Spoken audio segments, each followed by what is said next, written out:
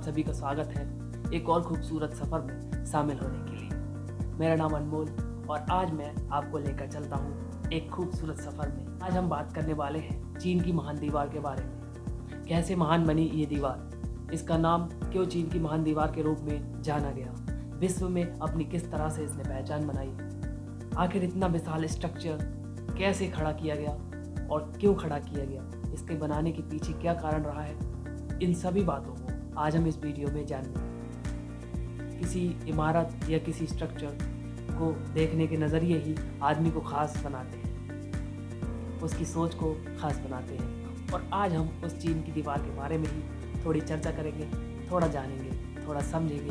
अगर आप भी इंटरेस्टेड हैं जानने में, पहचानने में और सीखने में मेरी तरह, तो जुड़ जाइए इस वीडियो के साथ अंत तक। चलिए शुरू करते हैं।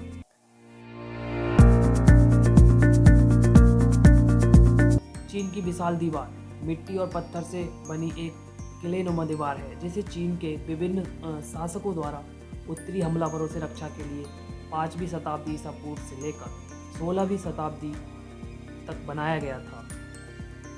चीन की यह दीवार 2400 से अधिक साल पुरानी है। यह दीवार दुनिया के 7 अजूबों में गिनी जाती है। ऐसा बताया जाता है कि चीन की दीवार को बनाने का कार्य चीन के पूर्व सम्राट किन शी हुआंग की कल्पना के साथ शुरू हुआ था। इस दीवार को बनाने में तकरीबन 2000 से अधिक सालों का समय लगा। इस दीवार का निर्माण चीन के कई सम्राट और राजाओं द्वारा करवाया गया। इस दीवार को आम पर्यटकों के लिए 1970 में खोला गया था।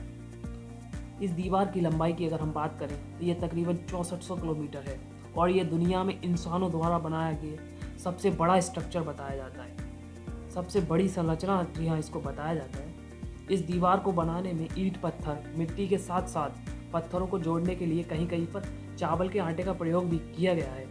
और यह कोई सीधी और पूरी दीवार नहीं है, बल्कि छोटे छोटे कई हिस्सों से मिलकर बनी है। और इस दीवार में कई खाली जगह भी है। यदि इन खाली जगहों को भी हम जोड़ दें तो इसकी लंबाई तकरीबन 8848 किलोमीटर से भी ज़्यादा हो जाएगी।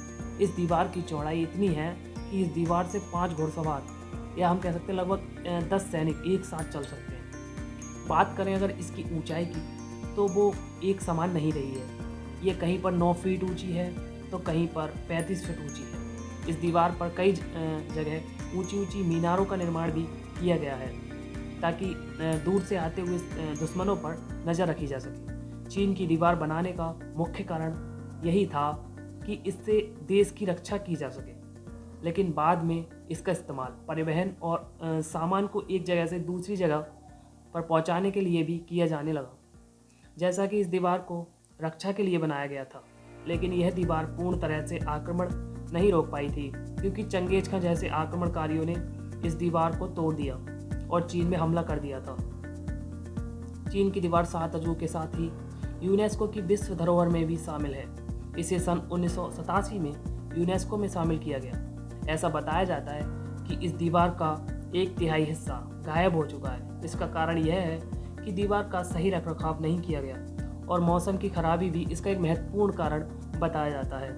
आंकड़ों के अनुसार इस दीवार को बनाने में करीब 10 लाख लोगों ने अपनी जान गंवाई थी, जिन्हें बाद में इसी दीवार में दफना भी दिया गया। इसी कारण से इसे दुनिया का सबसे बड़ा कब्रिस्तान भी कहा जाता है। ऐसा कहा जाता है कि यह संरचना अंतरिक्ष से भी दिखाई पड़ती है और चीनी भाषा में इस दीवार को बानली झांगझंग कहा जाता है, जिसका मतलब होता है चीन की विशाल दीवार।